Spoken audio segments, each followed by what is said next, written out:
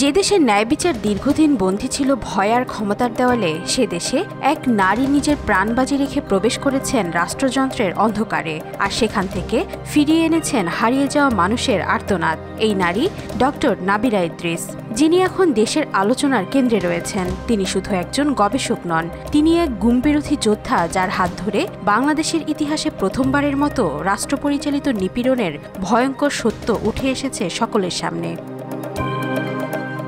সম্প্রতি আন্তর্জাতিক অপরাধ ট্রাইব্যুনাল মানবতাবিরোধী অপরাধের অভিযোগে সেনাবাহিনীর ২৫ কর্মকর্তার বিরুদ্ধে গ্রেফতারি পরোয়ানা জারি করেছে। এর মধ্যে ১৫ জনকে আজ কারাগারে পাঠানোর নির্দেশ দিয়েছে আদালত। বাকি কয়েকজন আত্মগোপনে বা পালিয়ে বেড়াচ্ছেন। একই সঙ্গে এত সংখ্যক সেনা কর্মকর্তার বিরুদ্ধে এমন পদক্ষেপ বাংলাদেশের ইতিহাসে নজিরবিহীন। এই গোটা অভিযানের নেপথ্যে রয়েছেন এই সাহসী নারী ডক্টর নাবিলা ইদ্রিস। ডক্টর নাবিলা শুধু অভিযোগ বা কাগজের তথ্য নয়, নিজ হাতে সংগ্রহ করেছেন ভিকটিমদের বয়ান, মানসিক প্রমাণ এবং নির্যাতনের শারীরিক নিদর্শন। আরও বিস্ময়কর হল, তিনি গুপ্তচর হিসেবে বাহিনীর ভেতর প্রবেশ করে দেশের অন্ধকারতম টর্চার সেলগুলোর সত্য উন্মোচন করেছেন।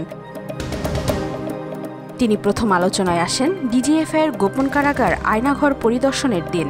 সেই দিনই ডক্টর মোহাম্মদ ইউনুস ও তার প্রেস সচিব প্রকাশ্যে প্রশংসা করেন এই নারীর কাজের। প্রেস সচিব শফিকুল আলম লিখেছেন, নাবিলা ইদ্রিস এমন এক সাহসী নারী, যার কারণেই গুম নিয়ে রাষ্ট্রের ইতিহাসে প্রথম সত্য উন্মোচিত হয়েছে। গুম কমিশনের সদস্য হিসেবে নাবিলা যে কাহিনীগুলো নথিভুক্ত করেছেন, তা রীতিমতো মানবতার জন্য দুঃস্বপ্নের মতো। তিনি জানান, এক মা ও তার ৬ বছরের সন্তানকে কিডন্যাপ করা হয়েছিল।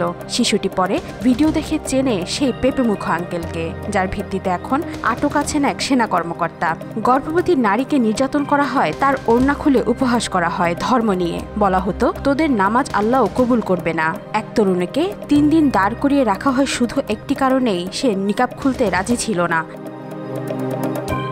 নাবিলার ভাষায়, যখন রাষ্ট্র নীরব, তখন একমাত্র বিকল্প হলো সত্য বলা, আর সেই সত্যই আজ ভয় পেয়েছে। নাবিলা সংগ্রহ করা এসব প্রমাণের উপর ভিত্তি করে আন্তর্জাতিক অপরাধ ট্রাইব্যুনাল মামলাগুলো তদন্ত এগিয়ে নিচ্ছে। তিনি প্রকাশ করেছেন গুমের পূর্ণ পরিসংখ্যান। বিএনপি সম্পৃক্ত সংগঠনগুলোর গুমের হার ৩৭%।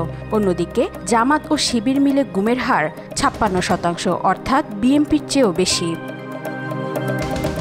তবুও তার বিরুদ্ধে প্রশাসনিক বাধা কম ছিল না। ক্যামব্রিজ বিশ্ববিদ্যালয়ে উচ্চশিক্ষিত ব্র্যাক বিশ্ববিদ্যালয়ের প্রাক্তন শিক্ষক ও আশুগঞ্জ পাওয়ার স্টেশন কোম্পানির প্রাক্তন পরিচালক ডক্টর নাবিলা ইদ্রিস প্রশাসনের ভেতর প্রবল বাধার মুখে পড়েছিলেন। এক পর্যায়ে তাকে সচিবালয়ে প্রবেশে নিষেধাজ্ঞা দেওয়া হয়। তার বিরুদ্ধে শিবির এজেন্ট অভিযোগও ছড়ানো হয়। নাবিলার কর্মতৎপরতা এখন রাষ্ট্রযন্ত্রের ভেতর অদৃশ্য এক ভূমিকম্প তৈরি করেছে।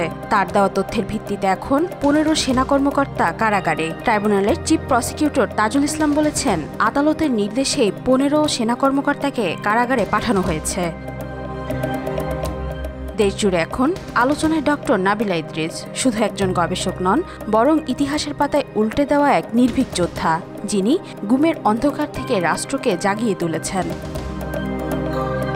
ওয়াহিদা পারভিন, আজকাল।